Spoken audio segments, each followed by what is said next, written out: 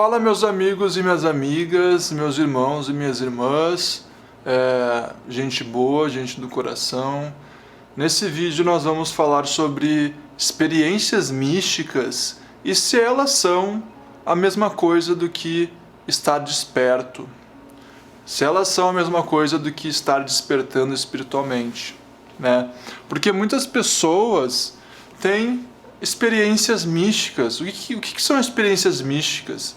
Experiências místicas seria você começar a se comunicar com santos, ou com deuses, ou com alienígenas, ou enxergar cores nas suas meditações, e começar a ter o poder da telepatia, de ouvir os pensamentos dos outros, ou sentir a emoção dos outros.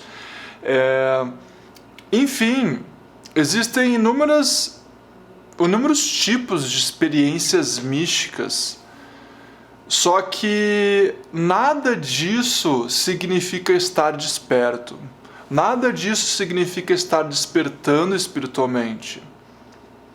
É claro, conforme você desperta espiritualmente, você pode vivenciar, experienciar certas experiências místicas, mas isso não é necessário, absolutamente não é necessário para você vivenciar o despertar espiritual, porque o significado de estar despertando espiritualmente é você enxergar as coisas como elas realmente são, é você enxergar a realidade da vida, a realidade de quem você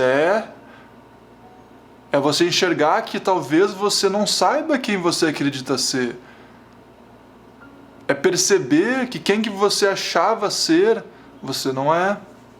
Então, tem muitas pessoas que confundem, né, experiências místicas com iluminação, ou enfim, né, elas falam, nossa, eu estou desperto, né, eu tenho essas qualidades, eu me comunico com os alienígenas e santos e deuses e imagens, mas nada disso significa estar despertando, porque, como eu disse antes, estar despertando é você enxergar a vida como ela realmente é, sem nenhuma distorção do seu ego, sem nenhuma distorção da sua mente, sem nenhuma projeção.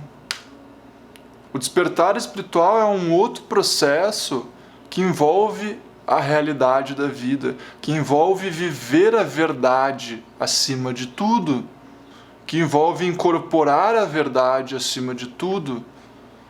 Então, tem pessoas que têm experiências místicas ou que têm poder da telepatia, que são pessoas estúpidas. Sei lá, por exemplo, aquele João de Deus, que eu não sei quem ele é, eu não sei nada dele, tá? Mas falavam que ele tinha poderes místicos, né? Sei lá, o poder de curar. Mas daí do nada aparece várias notícias, né, que ele estrupou e abusou mais de 300 pessoas. Eu não sei se é verdade ou não. Eu não posso julgar. Mas o que eu posso dizer é que ter dons, porque eles podem se tornar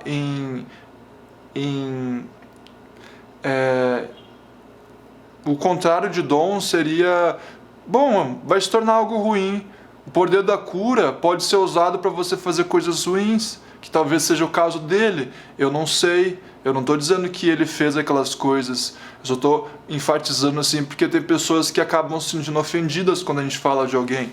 Mas o que eu estou querendo dizer é que muitas vezes tem pessoas que têm certas percepções aguçadas, como enxergar coisas ou se comunicar com outros seres, enfim, ou ler os pensamentos dos outros, só que são estúpidas, são pessoas egocêntricas, autocentradas. Então a gente percebe que ter experiências místicas não tem nada a ver com ser desperto, com ser consciente, com viver a vida de maneira consciente. Então, a gente vê pessoas, yogis famosos como Yogananda, ou mestres espirituais, que eles têm certas qualidades, certas percepções aguçadas, eles têm certos dons, só que aquilo não tem nada a ver com estar consciente, né? É claro, conforme a gente vai se tornando consciente, certos campos no nosso interior vão se abrindo, porque a gente não está mais focado no mundo do ego, né? No mundo da projeção. Agora a gente está vivendo a vida através do Espírito. Então é claro que naturalmente a gente consegue fazer certas coisas que são meio anormais, né, na sociedade. Por exemplo, eu tenho essa sensibilidade de sentir o que as pessoas estão sentindo e às vezes até mesmo de saber o que elas estão pensando, de saber o que elas estão pensando naquele momento. Só que para mim isso pode ser um problema, porque imagina você estar numa sala com 100 pessoas e você está sentindo o que todo mundo está sentindo. Então, não busque por essas coisas. Não fique querendo ter dons ou coisas especiais, sabe? Poderes especiais. O que a gente tem que querer, acima de tudo, é enxergar a vida como ela é enxergar a verdade, é viver a verdade, é enxergar o irreal, é perder a identificação com o irreal.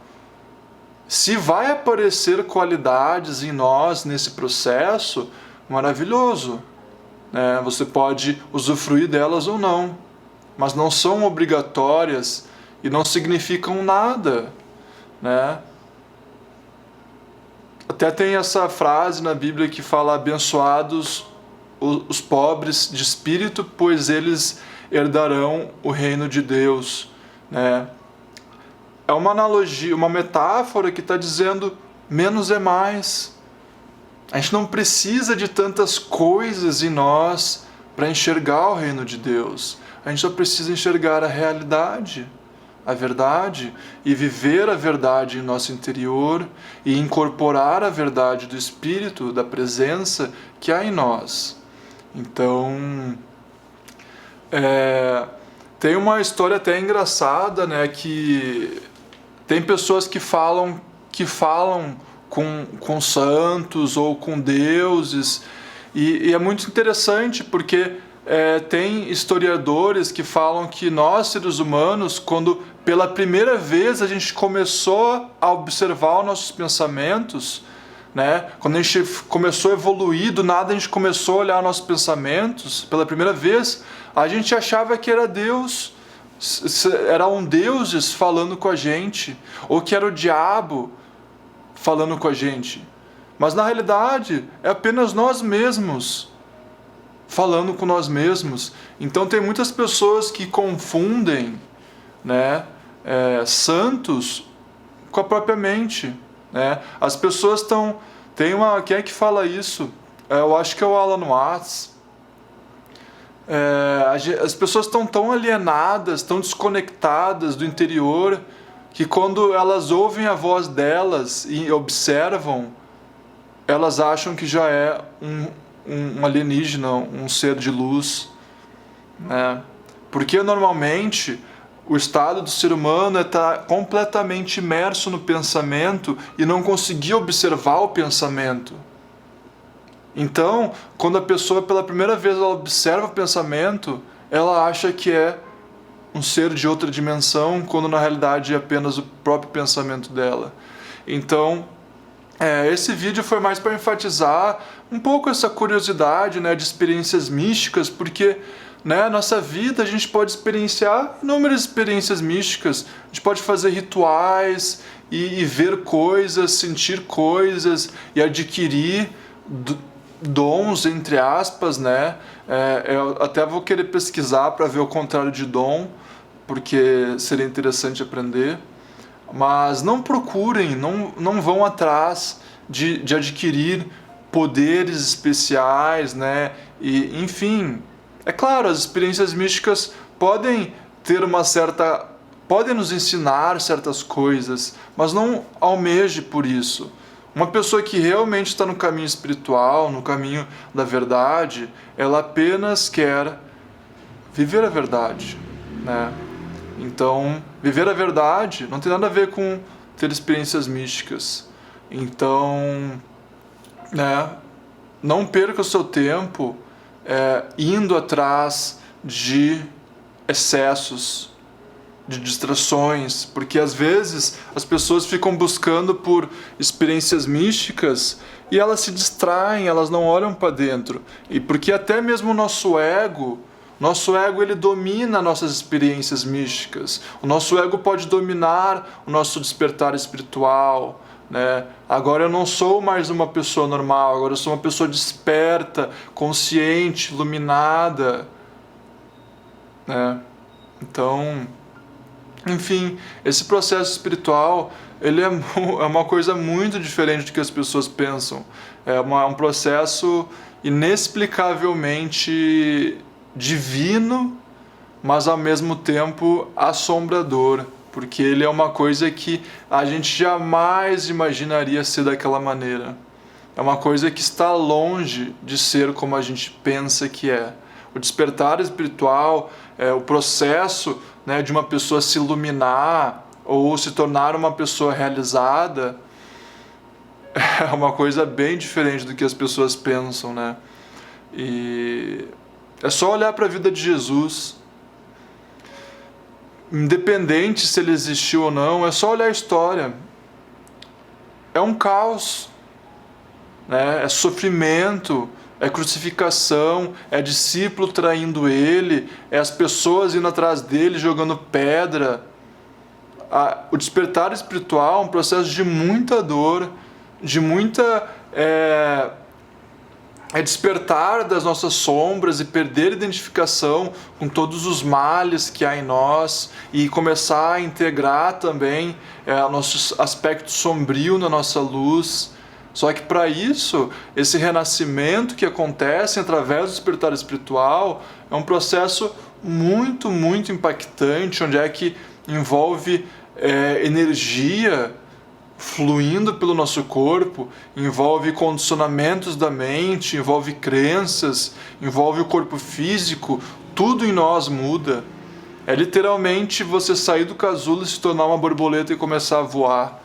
Você literalmente perde a identificação com a sua pessoa, com a sua persona, e o seu mundo literalmente é destruído, porque tudo que você acreditava ser verdade não é mais. Inclusive, esse vai ser o próximo tópico do vídeo. Quais são as consequências do despertar espiritual? Então, gratidão por estar aqui comigo. Continuamos com fé e com coragem e com uma entrega sincera nessa nossa vida que é tão mágica, mas que ao mesmo tempo é tão assombradora, né? Mas enfim, é maravilhosa mesmo assim. Então, muita gratidão a vocês por estarem aqui comigo e, como sempre, até a próxima. Paz.